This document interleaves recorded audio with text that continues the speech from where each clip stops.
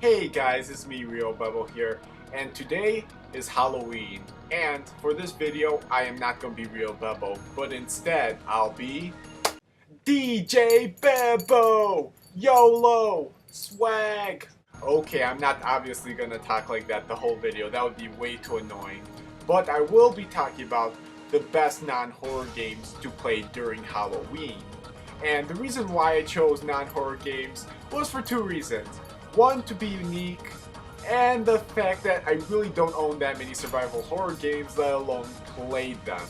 But the games I will be talking about do bring that vibe that survival horror games bring. And of course they're not scary whatsoever, nor do they really share the same conventions as a survival horror game, but I think these games really do capture a great vibe that's really perfect for Halloween. And with that out of the way, here are the best non-horror games to play during Halloween, in my opinion. Now, every time Halloween comes along, there's one superhero I always think about, and that is Batman. Why? Because one of his main tactics to defeat bad guys is the use of fear. And no other game does does Batman justice than Batman Arkham Asylum and Batman Arkham City. Now, the Arkham series really just captures everything that is Batman in my opinion. Whether you're a fan of the movies, the comics, the animated series, I think Asylum and City have something for any type of Batman fan. And I have not played Origins yet, I do apologize. If it does fit in with Asylum and City, please tell me in the comments section, I would really like to know. But I will say that Asylum and City just captures everything Batman just perfectly. You do almost everything Batman would in a very cinematic fashion. You sneak around, you defeat bad guys. The game just has a very dark atmosphere as well that really fits the horror theme as well. And I just gotta give 1 point to Asylum for the Halloween spirit in the fact that there are these scarecrow sections that are just absolutely amazing. I don't want to spoil any of the scarecrow parts, but I will say that they are absolutely amazing. And I'm not gonna knock off Arkham City as well. Arkham City is an amazing game with a huge open world and a ton of stuff to do, but I will say that these two games are a must play during Halloween. Another great game that I really like to play during the Halloween season is Alan Wake. And the reason why is because Alan Wake just nails it in terms of atmosphere. You're sort of in this town that's heavily forested, and it gives out that feeling that there's something creepy in the forest. Just perfectly. The game is also a lot of fun. The gunplay is just really awesome. It's very different from any other third-person game or survival horror game. It's not a survival horror game, but very different from other third-person shooters. And the game has such a great story as well. I was so gripped from the very beginning until the very end. Even though the ending was a bit disappointing, I was still thoroughly satisfied throughout the journey. And while the game may not be scary, it does give a few good frightening moments that do give you that jump. So Alan Wake, definitely one of the best games to play during the Halloween. It really captures the atmosphere, and the great storyline will keep you playing from beginning to end. Now, what I really like about the horror genre in general is the element of the supernatural. And one game that I feel really captures that very well is Indigo Prophecy, made by Quantic Dream. Now, I know Quantic Dream also did Beyond Two Souls, which has a supernatural element as well, but I have not played that, unfortunately. And you know, I'm a big fan of Quantic Dream. I really enjoyed all of their games, even though they're not perfect by any means, and a lot of them have a lot of flaws to begin with. But I will say that something about these games really grabs me emotionally that few games really do. And Indigo Prophecy was one of them. I remember I rented this game on, I think, Hollywood Video. I don't know if anyone ever did rent games from that place, but I rented from that place. I just based on the cover alone, looked really cool. I played it, the opening of this game was absolutely amazing. It got me hooked instantly. And in the game, you're sort of this guy who's sort of been framed for murder, and the reason why is because he was controlled by some supernatural force, and it's sort of your duty to, you know, find out what possessed you into murdering some guy. And the story was very interesting, but even though unfortunately the last quarter of the game the story sort of spiraled downward and ended unsatisfactory, I will say that the first 3 quarters, well, you know, majority of the game, the storyline is really addictive.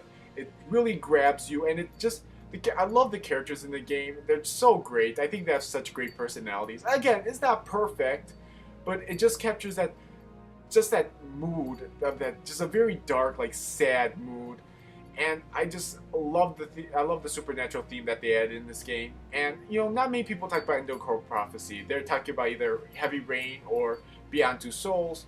But I will say Indigo Prophecy is definitely worth checking out, even if the last quarter is a bit disappointing. Now, this wouldn't be a reobebo video if there weren't a few RPGs added to the list. And one of the great RPG series I think fit the Halloween mood really well is the Witcher series. And the Witcher series just nails dark medieval fantasy. I mean, I just love the world that CD Projekt Red created. And in the game, you play as Geralt of Rivia, and he is a monster slayer for hire.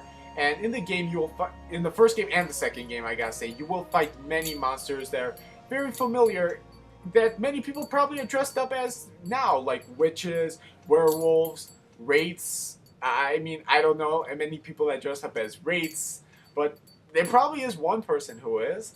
And the game just has a great just atmosphere all around. It absolutely feels like a real medieval city. Like, this could be real, except for the monsters part, but the world seems very realistic to how dark the medieval times were, how people were very religiously fanatic, how people were just like always worried about something, that, always like blaming people as being a monster and such, always being judgmental and racist towards other people, and just captures that very well. And what I also love about this game is that there are a bunch of dialogue choices, and all these dialogue choices are morally ambiguous. There's never a right or wrong answer. If you choose one side, you'll definitely harm these certain type of people, but if you choose another side, you'll definitely harm another type of people, and it's never just one right answer. And that's what I absolutely love about the Witcher series. A must play. I love these games to death. Highly recommended to any RPG fan, especially during Halloween. Last, but definitely not least, is the Shadow Heart series. And the Shadow Heart series, even though I've only played the second game in the series, I will say that the first and third game do seem like they follow the same suit. Even though I will say, from what I've heard from people, is that the third game is a lot more lighthearted than the second game, and the first game is a lot more dark than the second game. So the first game is really the way to go if you want to get into that horror mood. But Shadow Hearts is just so much fun in my opinion. It really plays like a Final Fantasy game, yet it takes a lot of liberties within its combat system and world. I love the fact that the world is set during World War I, yet at the same time has a lot of these weird elements such as mysticism, magic, demons. It's just all really cool. I also love the fact that the battle system is sort of a combination between turn-based as well as this thing called the Judgment Ring, which requires you to press X at a certain point of the ring in order to make extra damage, and if you miss, you'll actually just miss your attack in general. So it really brings a combat system that's very engaging, while at the same time very tactical, as well as addictive at the same time. I really enjoyed the game's storyline with, secret societies and stuff, and even though it can be weak or sort of a bit messy at times, I still really enjoyed it, and I love the game's endings. Well, one of the game's endings is just really, really memorable in my opinion. I was just looking up the game facts board just right after I beat the game. It's just a whole ton of fun, great atmosphere, and also the game is not afraid to be silly at times. I know horror games are not necessarily silly, but I just love the fact that the game does take its liberties to be silly, and a lot of this humor is sexual humor, which is not for everybody, but it is definitely for me. I just laugh at these kinds of jokes.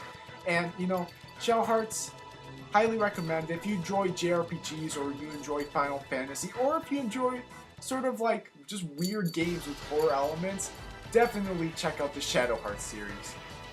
Now, I just gotta say thank you very much for just watching this video, and the fact that you still stayed subscribed for me even though I haven't made a video in over a month. I am very sorry about that. I hopefully will finish my Digital Devil Saga review, but in the meantime, I just got to say thank you guys so much. You guys are absolutely amazing. And, I really want to know, what are your favorite non-horror games to play during the Halloween season? Please comment below. And if you enjoyed this video, please give it a like. And if you're new to my channel, please subscribe. I promise more will come. And as always, I'm reobebo, guys, and peace out.